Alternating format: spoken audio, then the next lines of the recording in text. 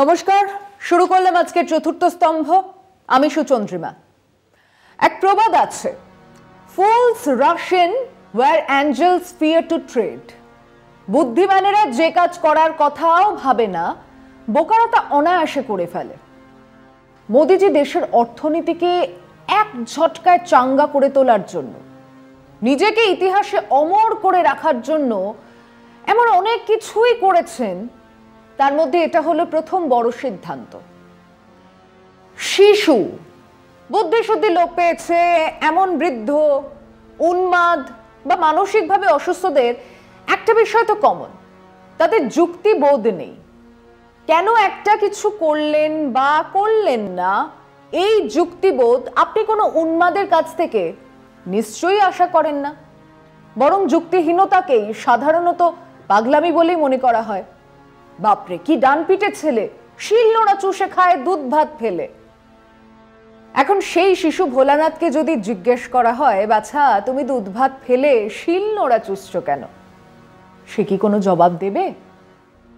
বহুদিন আগে লেখক সন্দীপন চট্টোপাধ্যায়ের লেখা তারই কোনো আত্মীয়ের সন্তানের গল্প, বছর 5 কি 6। সে বিচ্ছু একটা দামি টেবিল ঘড়িকে প্রথমে খোলার চেষ্টা করেছে, তারপর তাকে ঝুমঝুমি বানিয়ে খাটের তলায় লুকিয়ে রয়েছে। তাকে বলা হলো, কেউ তোমাকে মারবে না, বকবে না, কেবল বলো ঘড়িটা তুমি ভাঙলে কেন।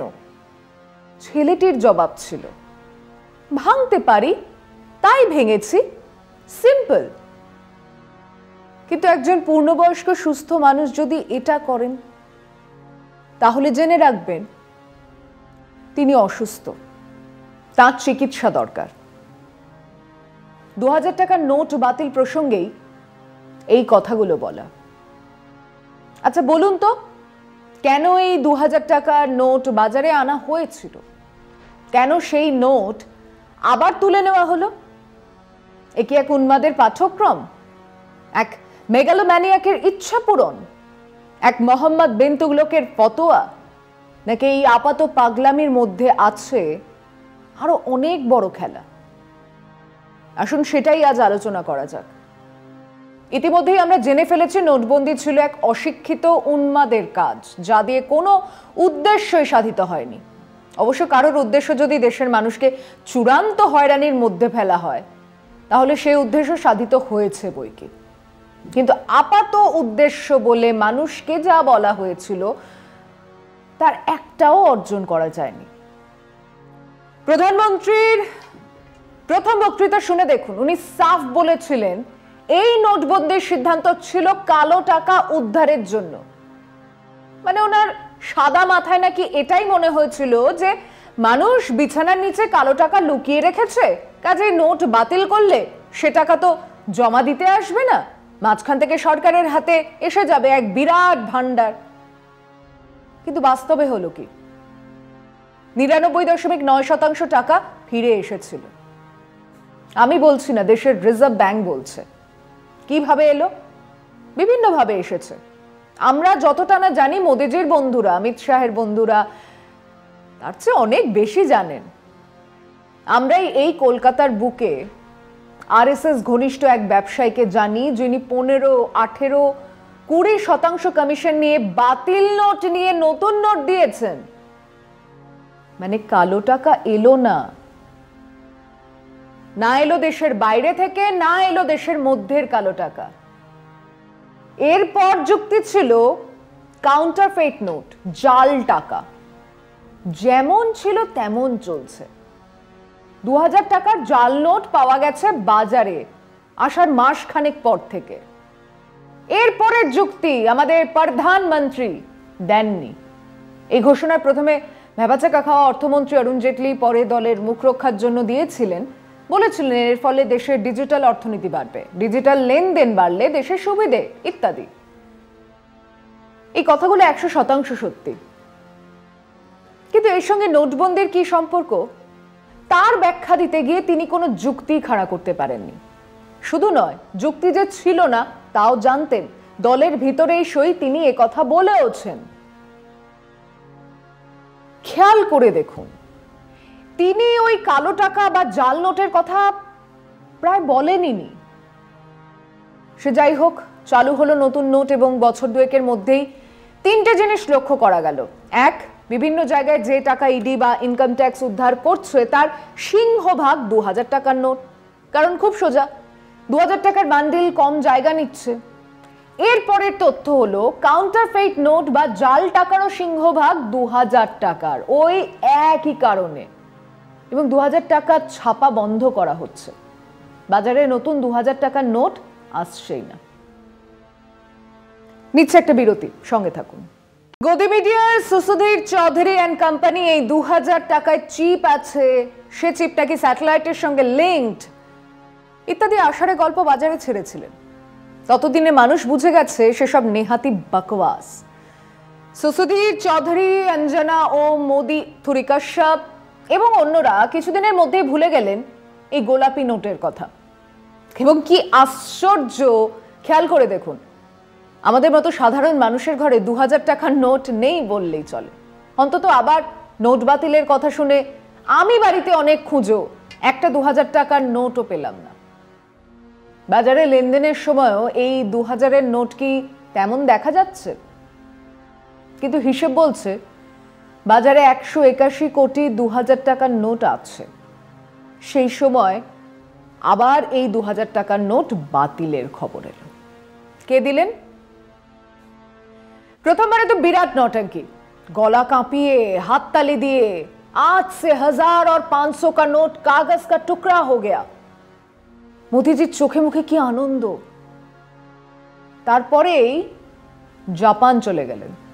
জাপান থেকে ফিরেই हम तो फकीर है झोला लेके चल पड़ेंगे, 50 दिन का समय दीजिए ইত্যাদি বাওয়াল শুনেছিলাম।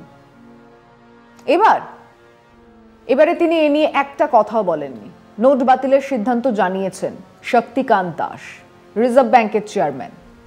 জানানো হয়েছিল 30 সেপ্টেম্বরের মধ্যে মানুষ এই নোট ব্যাংকে গিয়ে জমা করে 500 বা 100 বা তারও কম মূল্যের নোটে ভাঙিয়ে নিয়ে আসতে পারবেন।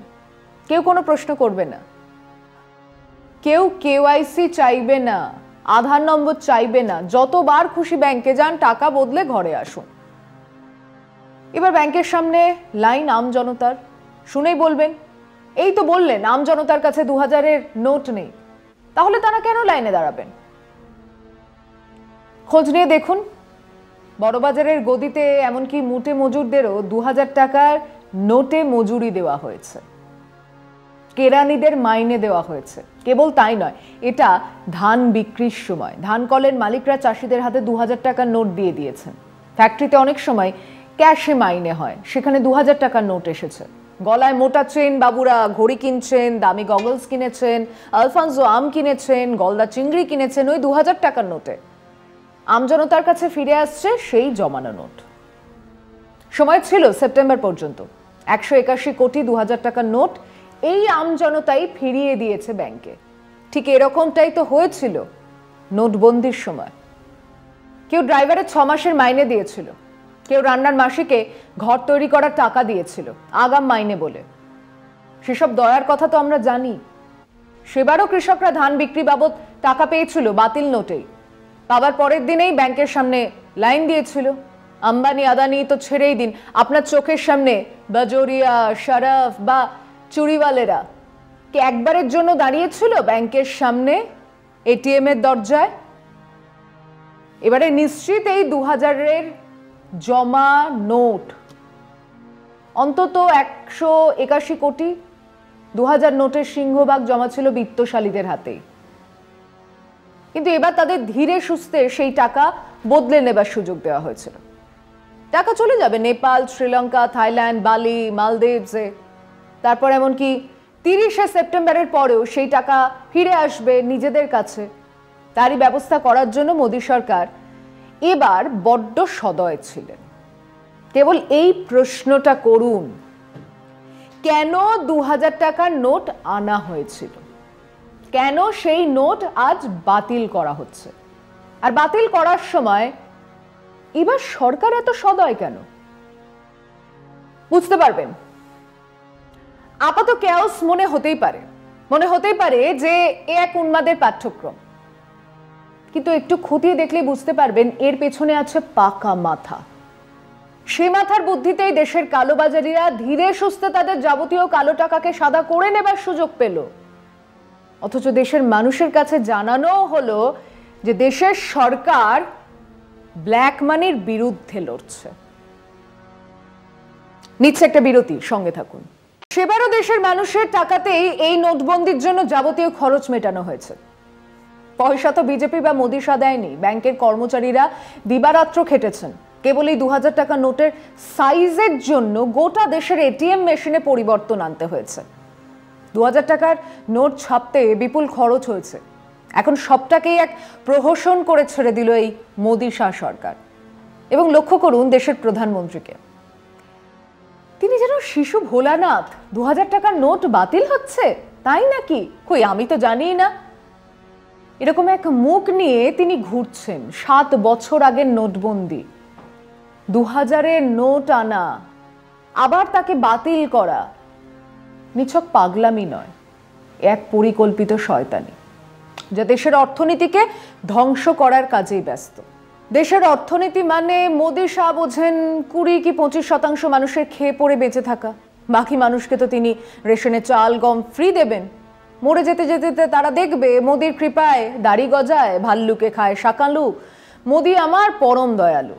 একবেলা খেয়ে সেই 75% মানুষ বেঁচে থাকবেন। সেই সময়কালে মুকেশ আম্বানির বাড়ির দাম 15,000 কোটি টাকা। নোটবন্দি বা নোট বাতিলে তেনাদের কিছুই যায় আসে না। আজ এ পর্যন্তই। শুভরাত্রি।